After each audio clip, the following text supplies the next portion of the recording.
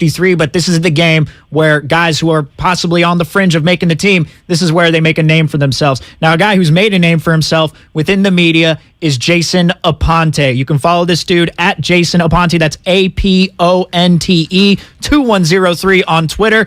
He hosts the Sprint Ride Option podcast. He does some work for Niners Nation. Good morning, Jason. Thanks so much for joining us, man. Hey, good morning, Steve. Good morning, Shasky. Thank you guys for having me on. All right, we've been playing a fun game all year with all the different people around the nation when it comes to Trey Lance. I just say this, and I let people talk. Yes. Trey Lance, your thoughts? I'm ready, excited, and I think that everybody should be patient. I think the best word is to be patient. There's going to be moments where you see the talent and you see the flashes, and there's going to be moments where you say, "Oh yeah, that's a rookie." And I think that patience is the best way to go about it. You can't go through the highs without going through the lows, and I think that's the best way to look at it. One play isn't going to define him either way. It's going to be a body of work, which we're going to see this entire season. So we're having a sports radio conversation naturally, Jason, about how much Trey Lance should play tonight. How much do you think he should play tonight? Do you think he should play at all?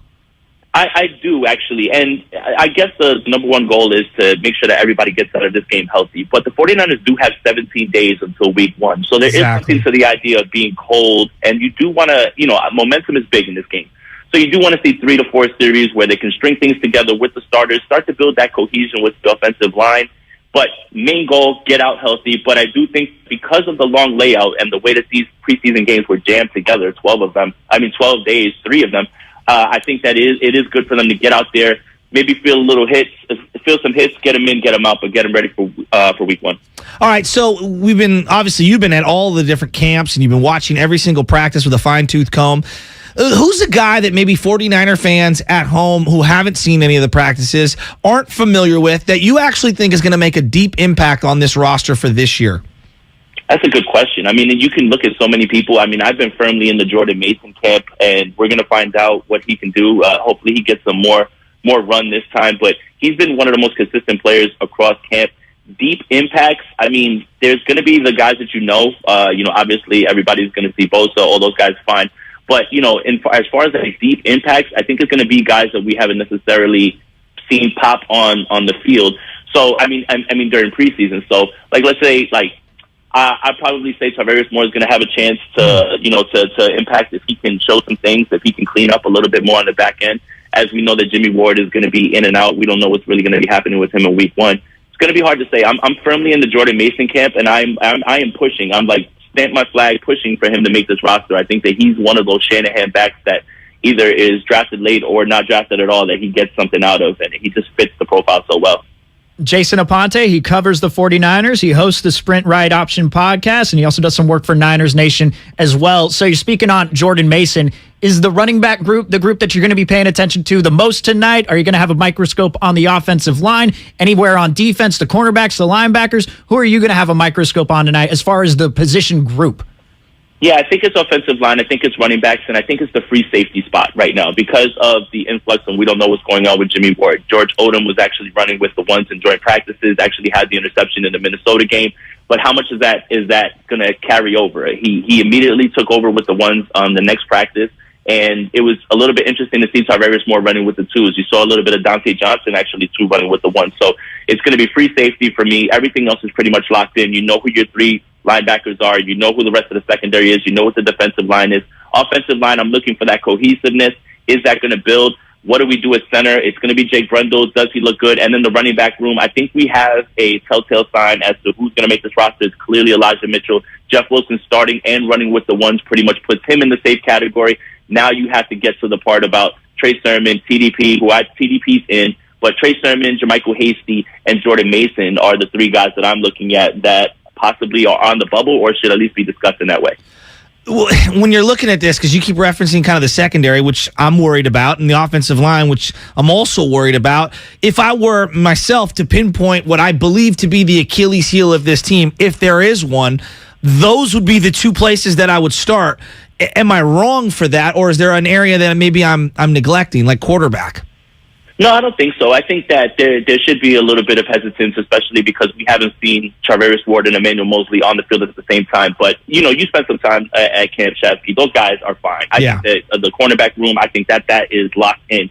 It's more about what this safety group is going to look like. Talanoa Hufanga, who everybody's excited for, rightfully so, is inexperienced. He is. And what happens with Jimmy Ward not there? Who's going to fill that void? I think Jimmy Ward is one of those pieces. He's that glue guy that when he's not there, he can make up for so much when he is there. When he's not there, what's that going to look like? So I wouldn't say that it's a worry, but I could definitely see some concern. And the offensive line, nothing works if the offensive line isn't working. Not the running game, not what's going on with Trey Lance. I understand that Trey Lance has legs and he can move, but at the same time, you don't want to put your quarterback in bad positions where he's having to duck all the heat the entire time. So we're looking to see, especially with Mike McGlinchey not playing in this game, we're looking to see what this offensive line can do with extended reps, and hopefully that cohesiveness, it comes to the forefront this time.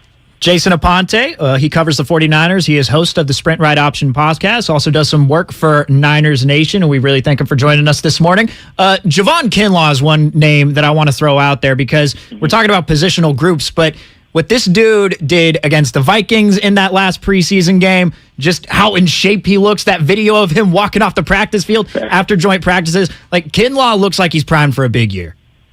Yeah, absolutely. And shout out to Steph Sanchez, who was at the joint practices. She was the one who actually recorded that video. So, big time. Right. So good. And everything as well.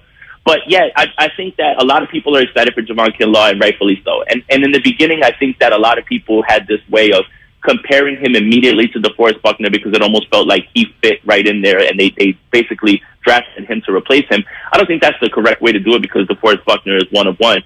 And when people ask me, hey, what's your prediction for him, or what does a good season or a great season for him look like, I think it just boils down to being on the field. If he's on the field for 17 games, the rest will take care of itself. He's obviously a menace in the run game. You have to pay that extra attention to him. But I'm interested to see how he lines up with Eric Armstead inside in zero technique, three technique, being able to get to the quarterback. And if he can advance in that way, I think that once he just gets on the field for 17 games, it's going to be a problem for the rest of the league. I'm very excited for Javon Kinlaw. Jason, just as we zoom out a little, big picture on the fan base and the quarterback position, this fan base with the quarterback, I scream and yell about this all the time. Frankie Albert and John Brody and Y.A. Tittle, Joe Montana, Steve Young, Garcia, Alex, Cap, like you go right down the list. And now we're at Jimmy and Trey. Are we going to be patient as a fan base, or are we going to lose our mind that first series if he airmails somebody on a slant? Because I feel like we're going to be the end there where we're going to lose our minds on every single throw. I don't think we can be patient. Do you think this fan base can be patient? Look, I will say this. The 49ers quarterback position is a landmark position in sports, right? Like point guard for the Lakers, shortstop for the Yankees. The many places that are just like they're generational positions, right? So, of course, 49er fans are going to have high expectations for this. The second part of your question is, are they going to be patient? I preach patience, and I probably would say that it's not going to be as patient as people want it to be, as I'd like them to be at this point. But at the same time, it has to be patience right now at this point, especially when you consider how little he's played, what it looks like for many rookie quarterbacks, especially the ones that were highly touted much more than Trey Lance out of this draft class. Trevor Lawrence didn't have a great year. Justin Fields had his ups and downs. If you would have told me that Davis Mills was going to be the second best quarterback, I probably would have said no, out of this draft class. But that's what he was last year. So it's all of those other places that those guys play that has afforded them that sort of patience. But when you look at this roster, which is ready to go, and then you throw him in here, and then on top of that, you throw on the high expectations of the fan base, yeah, I suspect there'll be some people that won't be patient, but I think that cooler heads, the guys who are more level-headed, will be patient with the kid, and they will take the good with the bad. One more here for Jason Aponte. Jason, I'm sure you've watched Hard Knocks before, and any of the listeners who have watched Hard Knocks, Hard Knocks tends to create a fan favorite out of maybe a late-round draft pick or an undrafted free agent. So if the 49ers were on Hard Knocks, who do you think that fan favorite would be? That late-round draft pick, that journeyman guy who is trying to make the 53-man roster? That's a good question, man. I mean, I don't know what Jordan Mason's temperament is because we haven't really had a chance to see him, but he is going to, I think he's speaking or something like that, or he has spoken. I've never heard him talk. Right. Like, I've seen him run, and you get excited for that. Like, watching Hard Knocks now, you look at Jamal Williams, and he's like the standout guy. Yep. He's always that little, that zany character. That's a good question. I mean, I'm going to normalize saying I'm not sure at this point, especially because a lot of the other guys, they don't really get a chance to speak. So we don't know what they exude as far as their personality. Like Jimmy Ward is somebody who I think would be classic for that show. Like, and I think because of his confidence and the way that he speaks, but he's not a journeyman. He's like he's like a stalwart. So it seems like the two guys that probably would jump off the screen now for the way that they've been kind of carrying themselves, Javon Kinlaw, because he's been a little bit, more carefree, I think, and Brandon Ayuk. Yeah. Brandon Ayuk has been spicy all preseason, and he's actually even saying that the joint practices were boring. I would love to see what that guy would say, not in a press conference, while they have him mic'd up. So those would be my picks.